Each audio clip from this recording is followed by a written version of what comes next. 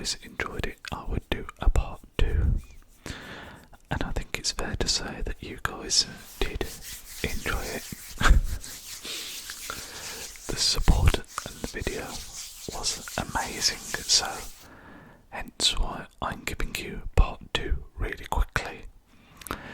Again, if you do enjoy this, make sure to leave a thumbs up on it to help it find other people that might also find it relaxing and interesting. And again, if you do, show support on this, I will squeeze out a third. I think I've probably got enough consoles and things to make 3 parts, so this will probably be part 2 of 3, all being well. We've got a good mixture of consoles here. I've actually got 4 with me, 2 big, 2 small. So let me know your favourite of what we look at today.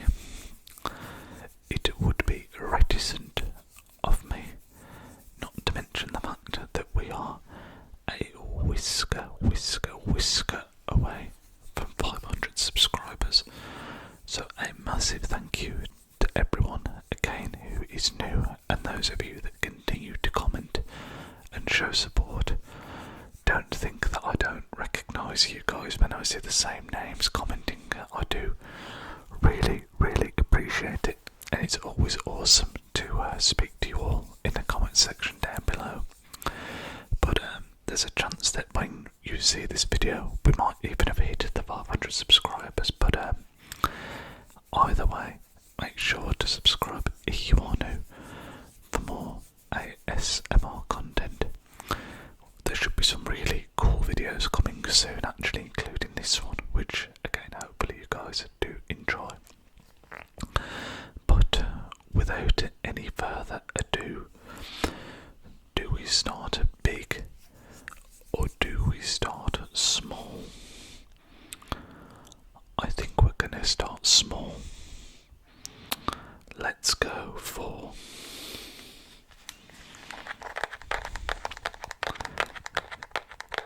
Can you guess what it might be? I actually think this is a handheld that goes a little bit under the radar.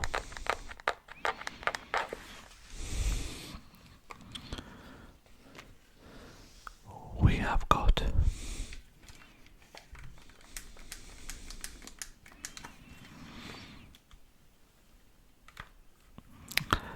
the Game Boy Advance SP. You may be able to tell as well, I've got the camera a little bit further back again to try and help show these in all of their glory.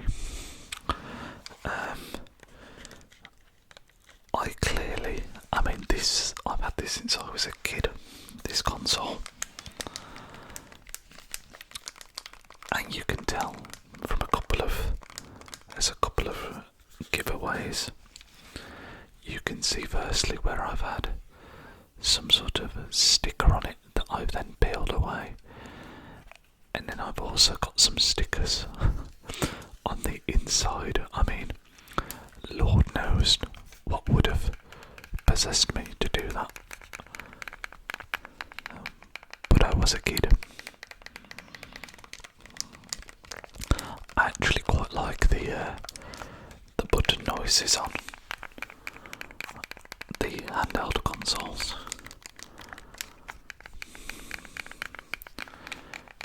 Truthfully, I kind of mentioned it in the previous video when we were tapping on the consoles.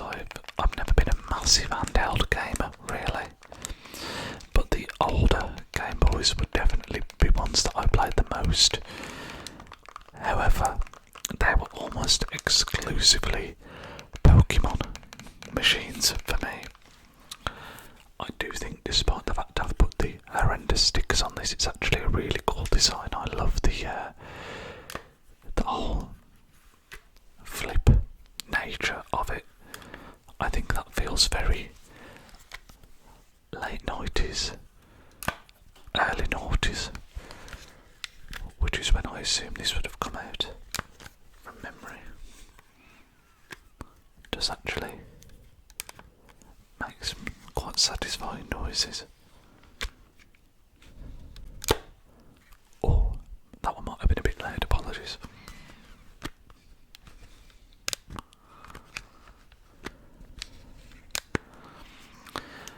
You basically inserted the games at the bottom here, and I think there was some sort of, from memory, some sort of adapter where you could play different generations of Game Boy games as well. But as I say, I think outside of the Pokemon games, the likes of Blue, Yellow, Gold,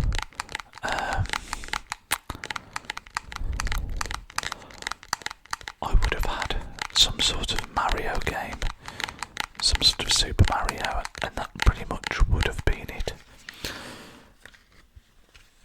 But still, I think just aesthetically, as a minimum, these are really cool, and again, just look unapologetically retro. Do I even dare to try and turn it on? Nothing, as I kind of expected.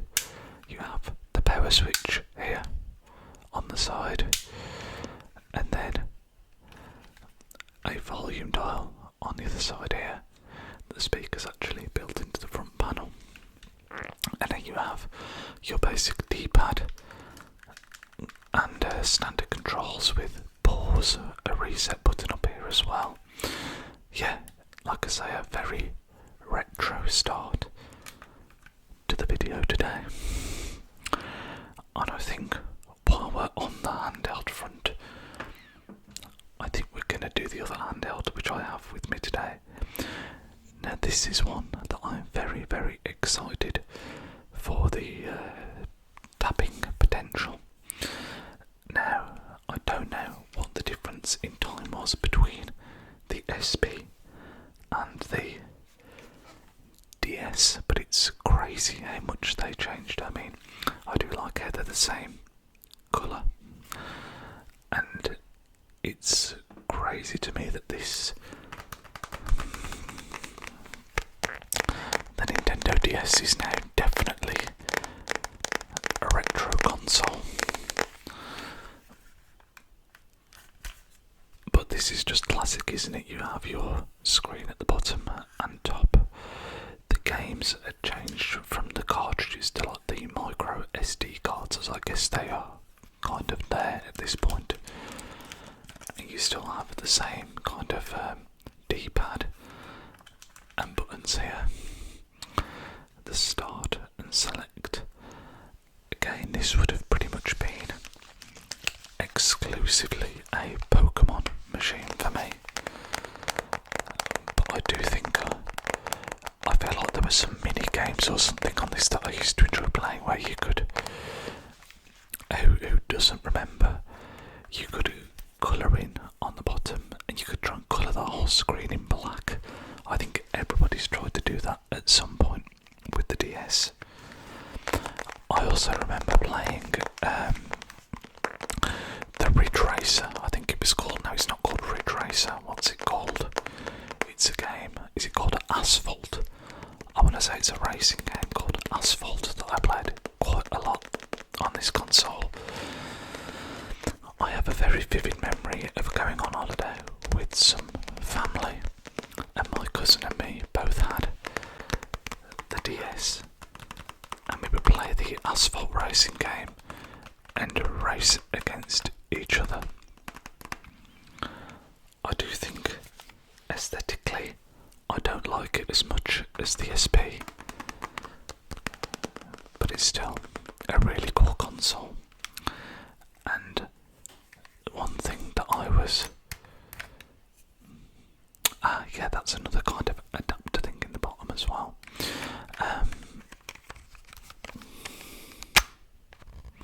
One thing that I was very excited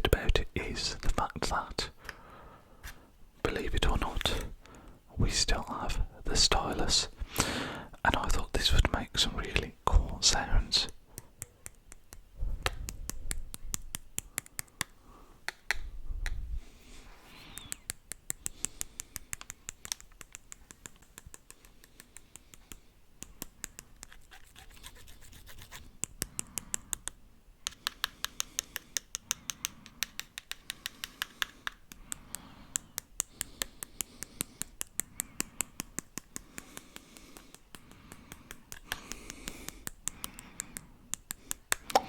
As I say, I remember you'd kind of try and colour in the bottom of this screen and make it so the whole screen was black. The bottom part was touch, the top was not.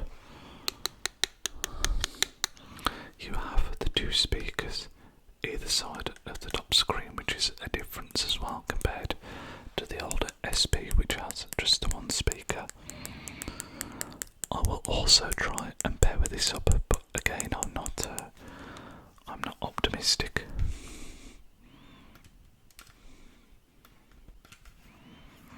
No, as suspected, it is dead.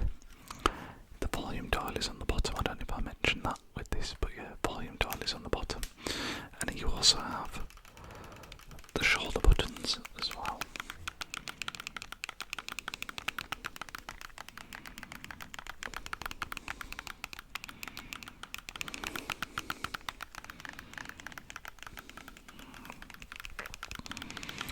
I actually think this is probably, these two are definitely the handheld consoles that I've played the most. Again, mainly on Pokemon games, but yeah, there's definitely hundreds of hours that have gone into both of these really good consoles, to be fair, from Nintendo. And then there seemed to be the massive leap forward from the DS to the 3DS, and then obviously the Switch, where the technology seemed to move very quickly. So that leaves two consoles. I have one to my left down here, and one to my right over here. Which one do we go for first? There's one, both are of a similar generation, not quite the same but close, and both are certainly more modern than the ones we've looked at so far today. I think I'm going to take the one that I've played the most of first out of the two, and that would be, if I can quietly pick it up,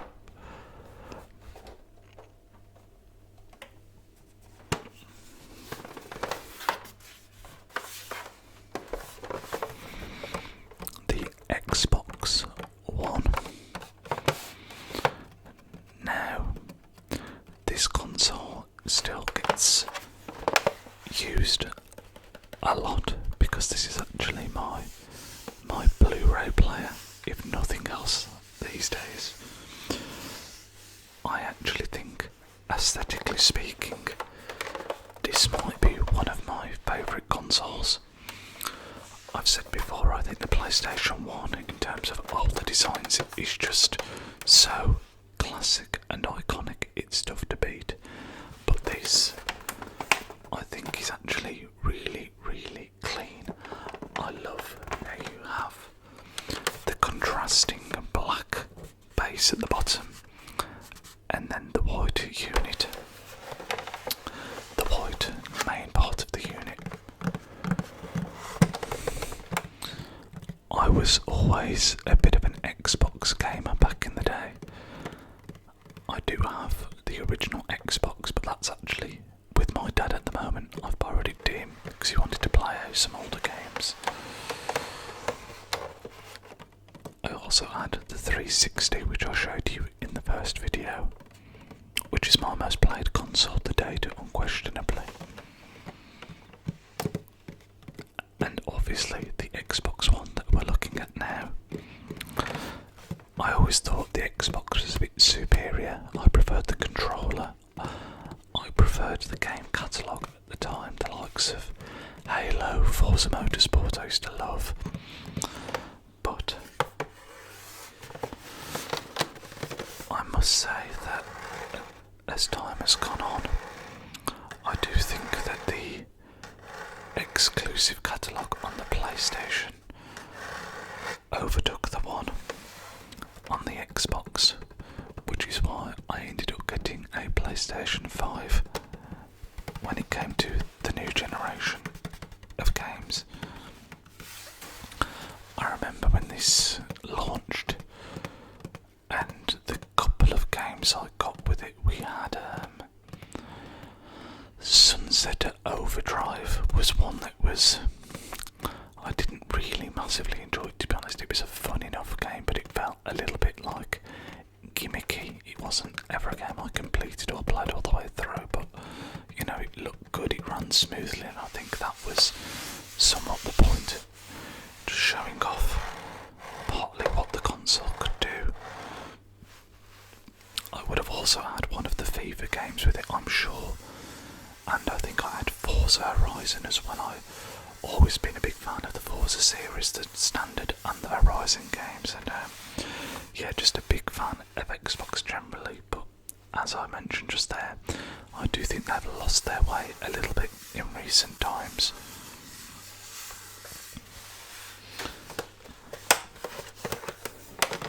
You can see the inputs on the back, mainly consisting of the HDMI ports as well as some USB, Ethernet, optical, that kind of stuff. I remember getting this, and I also had a really nice gaming headset to go with it. I think it was an Astro one, some Astro A40s or A50s, which I used to death. Maybe this launched with a Call of Duty as well. I was a big Call of Duty player back in the day. Not so much anymore, but yeah, just a console that me and friends definitely put a lot of time into. But what I was saying kind of actually, if I can put that down gently, kind of links into the last console that we're looking at today, because despite the fact I was definitely more of an Xbox gamer than a PlayStation gamer, the exclusives that came with the PlayStation, the single player ones particularly, meant that I always seemed to end up getting the PlayStation after the fact, and that was demonstrated here with the PlayStation 3. PlayStation 4, forgive me. So, hang on, yeah, these are of the same generation. For some reason I had in my head that this was a PS3. But, yeah, I remember playing on the Xbox, and it was great for me for playing with friends and multiplayer, and the games that were on both Xbox and PlayStation, and I think there might have even been some exclusive thing with Xbox and FIFA at the time as well, with Ultimate Team. Maybe it was to do with Legends, I can't remember. Icons as they're called now. But anyway, there was games like The Last of Us, Uncharted, God of War, Gran Turismo. I think the Final Fantasy remakes are only on here as well. I could be wrong on that front, so there were just so many big exclusives that I had to get myself one of these. And I think this eventually kind of converted me to, like I said, getting the PS5 over the Xbox in the most recent, console releases, because aside from Halo, and I do enjoy Forza, I can't really think of any other games that really pull me into Xbox anymore. I've not even mentioned the likes of the Beyond games that were on the PlayStation, Heavy Rain that I absolutely loved. Obviously these are on different generations, but I'm sure you get the kind of point that I'm making, where I just, I think the superior console when it comes to exclusive these days, exclusives, is unquestionably PlayStation. You have the Horizon Zero Dawn games, again, really, really good fun. Are the Resident Evil Silent Hill remakes, are they PlayStation exclusive as well? I'm not sure on those, but I'm sure you get the point I'm trying to make. I do still prefer the Xbox style of controller, I must say, at this stage, but the PS5 is definitely a step in the right direction when it comes to that. It's a much better controller. I always thought that the PS1, 2, 3 and 4 controllers were a little bit small for me, but I think because I was playing more Xbox at the time, maybe that was because I was used to the larger controllers, but PS5 one is a bit chunkier and I much prefer it. Somebody commented on the last video and blew my mind, by the way, because I mentioned on the PS2 liking the little raised logo that was on the disc tray when you eject it, and they mentioned that you can twist that round, so whether you're standing it vertically or on its, horizontally, it's still the right way round. That blew my mind. I had no idea. But yeah, at this point in my gaming life, effectively I got this way after it released, like maybe even 18 months, 2 years after it released, and this was effectively a single player game machine for me. I'd only pick up the single player games excuse me, and anything that was multiplayer that I was likely to play with my friends, I would pick up on the Xbox. And then, as I say, we all then merged to PlayStation after that. But guys, I think that's going to round this one up. As I say, if you want a part 3, a final part, I will do that as well. I'd like to get my dad, as I mentioned a little bit there, kind of borrows some of my older consoles. He actually has. Let me just put this down. And I'm going to pick this back up for tapping because I like the noise this makes. My dad actually has a gaming shed with loads of retro games and stuff in there, so sometimes he'll borrow some of my older consoles because I don't use them as much as he does, and I'll use them in the shed. So I think he has both my PlayStation 3 and my original Xbox at the moment, so I would like to get them just to tap on them. Although, how do you say to your dad, can I please have the consoles back so I can tap on them for an ASMR video? He'd be like, what the hell are you talking about?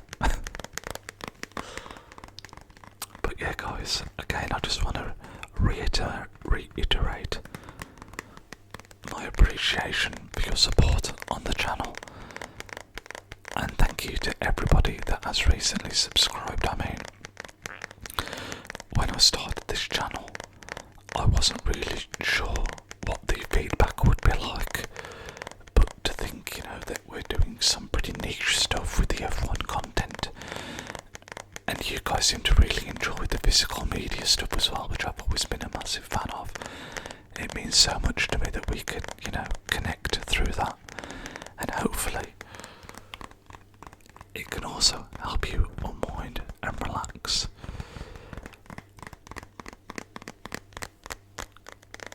Again, if you'd have said to me when I started the channel, I don't know how many months we've been doing this now, but pretty consistently I'd say 3 or 4 months. The likes of Springbok, Dying to Sleep Vincent, just to name a couple, there are 2 channels that I absolutely adore, both subscribing and leaving, positive feedback, as well as just the general ASMR community being so welcoming. I can't thank you guys enough, so again, it doesn't go unnoticed, and really appreciate that from you all. But as I say, that is going to round up this one, guys. I think the next video you're going to see will be reviewing the Qatar weekend in the F1, which promises to be very, very spicy. And I did promise that when we hit 500 subscribers, I'd do a full record collection. So strap yourselves in, because we're not too far away from that, and that is going to be a long one. So